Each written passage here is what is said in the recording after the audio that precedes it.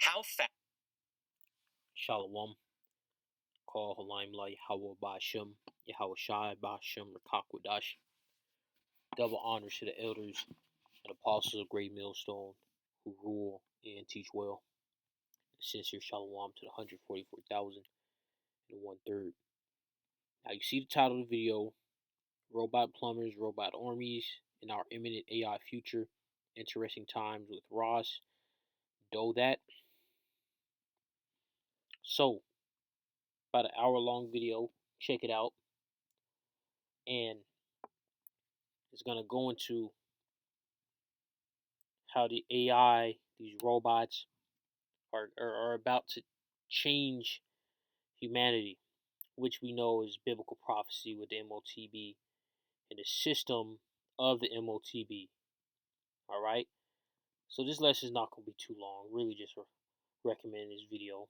Got a few scriptures. Go to Mark, St. Mark, the 13th chapter, and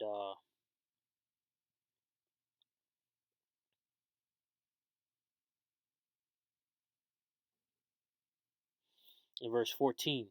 But when ye shall see the abomination of desolation spoken of by Daniel the prophet standing where it ought not, let him that readeth understand. Then let them be in Judea flee to the mountains, and let them that is on the housetop not go down to the house, neither enter therein to take anything out of his house. And let him that is in the field not turn back again for to take up his garment. But woe to them that are with child, and to them that give suck in those days. And pray ye that your flight be not in the winter. For in those days shall the affliction, such as was not from the beginning of the creation which the Most High created unto his time, neither shall be. And except that Yahweh have shortened those days, no flesh should be saved. But for the elect's sake, whom he hath chosen, he hath shortened the days.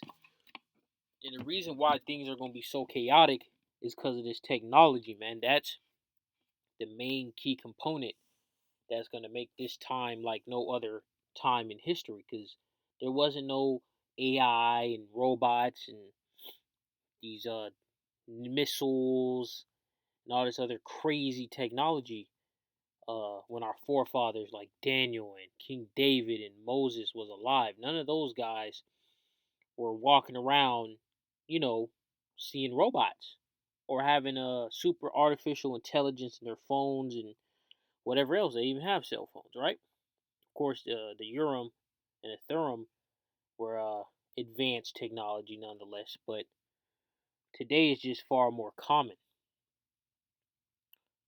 And Esau is about to release this AGI, whatever they're going to call it, that's going to be just as smart as a human, if not smarter. Then they're going to put in these robots that they're mass producing to take people's jobs and go into the police force for the EROL, excessive rule of law, takeover, to enforce that MOTB. Because that's the whole goal. That's the end game. The MOTB, we know what's the end game.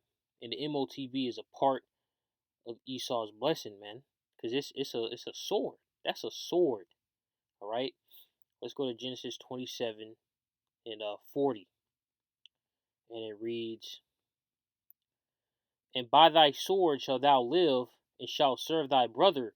And it shall come to pass, when thou shalt have the dominion, that thou shalt break his yoke from off thy neck." So when King David, King Solomon had Esau under control, once the kingdom split under King Solomon, and King Solomon fell, and that's when Esau started to creep into power with the Greeks, Macedonians, then the Romans, British.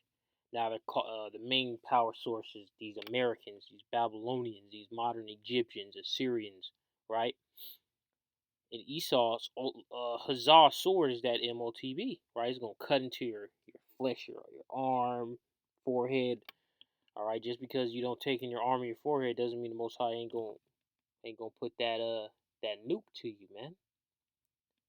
And you best believe this AI is gonna rapidly flood the market, like with cars and trains and cell phones. It's not gonna take long for these robots to be everywhere. Elon Musk said, I don't know what date he said, which doesn't hold too much weight. It's just a man giving out a date. But nonetheless, when you just look at history of advanced technology, it only takes a couple years for it to be a societal norm. And this is how this MOTB and all this other technology is going to play out. Let's go to Second Thessalonians, second chapter, and verse 9. Even him whose coming is after the working of Satan with all power and signs and lying wonders. So who is this talking about? The Edomites, man. Starting with Amalek, the chief house of the Edomites. All right, they're coming with all power under Satan. Let's go to Revelations um, 3 and 9. Behold, I will make them of the synagogue of Satan, which say they are Jews and are not, but do lie. Behold, I will make them come and worship before thy feet, and to know that I have loved thee. All right? So, this is what Esau is. He's a synagogue of Shaitan. That's how he gets down. And this AI boom, this fourth industrial revolution, check that out. WEF, Klaus Schwab. Think he wrote the book or whatever it is. Fourth industrial revolution. They want to turn you into a cyborg slave. Let me end this off in Revelations, the 12th chapter.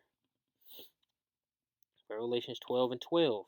And it reads, Therefore rejoice ye heavens, and ye that dwell in them. Woe to the inhabitants of the earth and of the sea. For the devil is come down unto you having great wrath, because he knoweth that he hath but a short time. So this is how Esau is about to go down.